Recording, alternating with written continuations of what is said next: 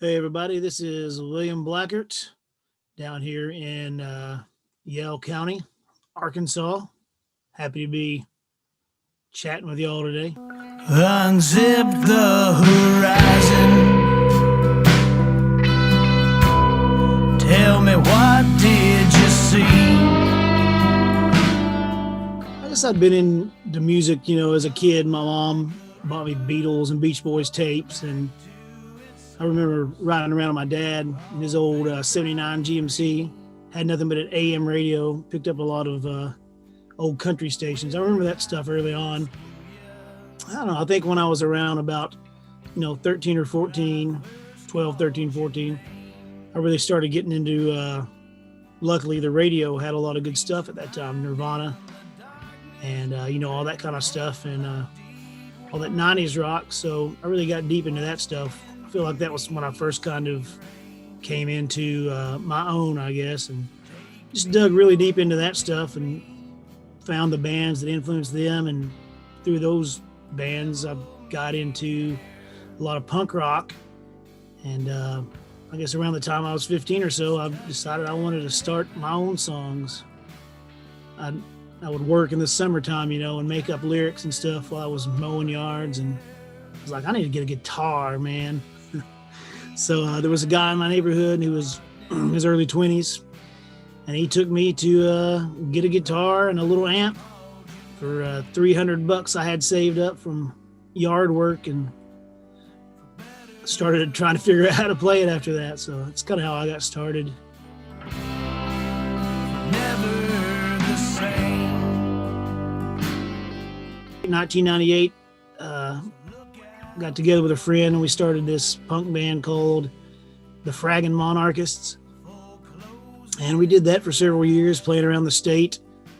Went out of state a little bit, but not very far for very long. And somewhere around 2005 or so, that band kind of morphed into another band called Ray Brower's Body.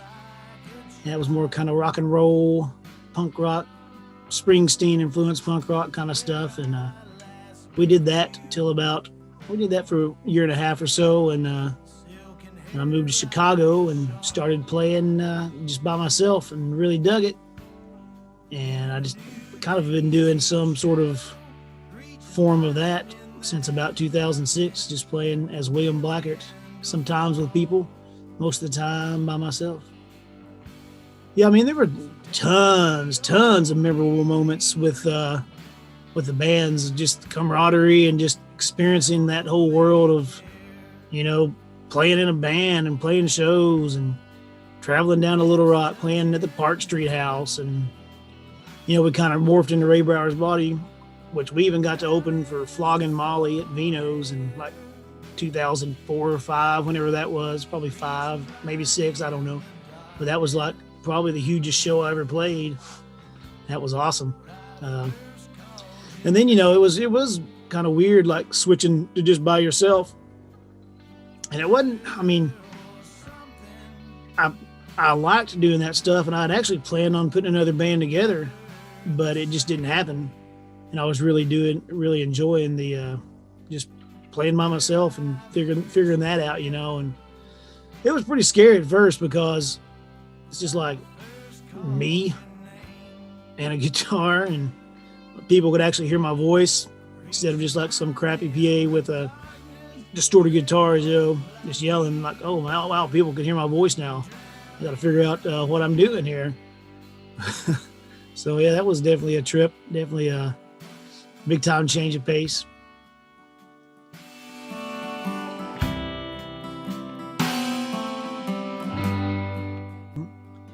So other than guitar, I've been trying to get into the bass more and become a good student of that.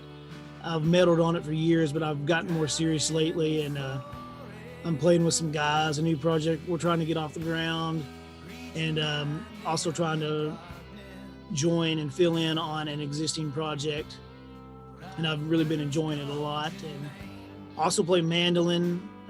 Both of my records that are out right now both feature a mandolin song on them.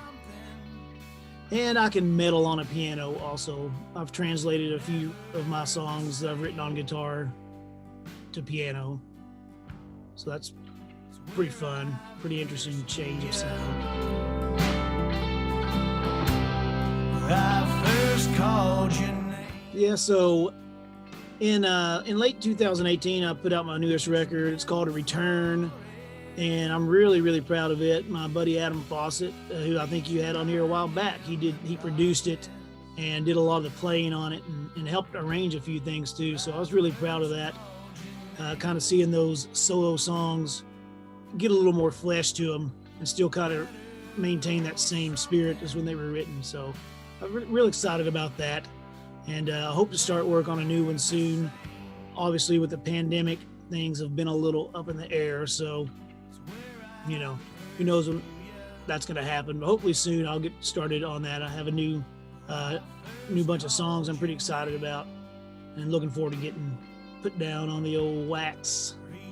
Yeah, so Dear Diane, that's a song I wrote, I don't know, a handful of years ago, 5 to 7 maybe, I don't know, but yeah, it's a real fun one to play. It's just kind of a song about, you know, the traps of where you come from and how it's easy to, I don't know, break out of the rut you're in. So that's the gist of it for me. It might mean something else to you though, so who knows.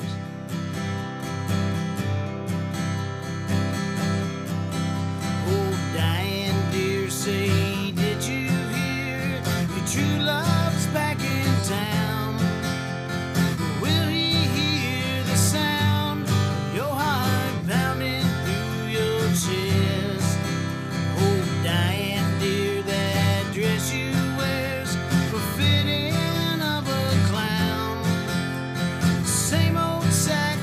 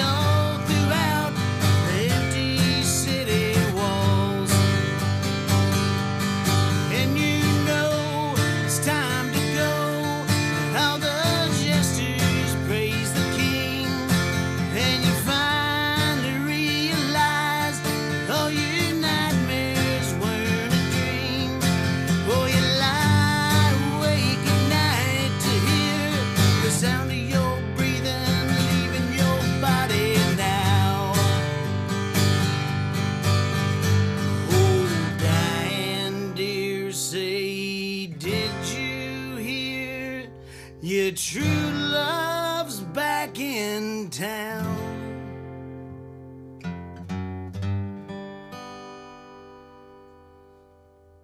So yeah, if you want to hear some tunes like or get some more information about this cat, you can go over to williamblackart.com. Online stores on there, all sorts of stuff. I'm on all the socials, not all the socials, Facebook, Instagram, farmersonly.com, ourtime.com. Look me up.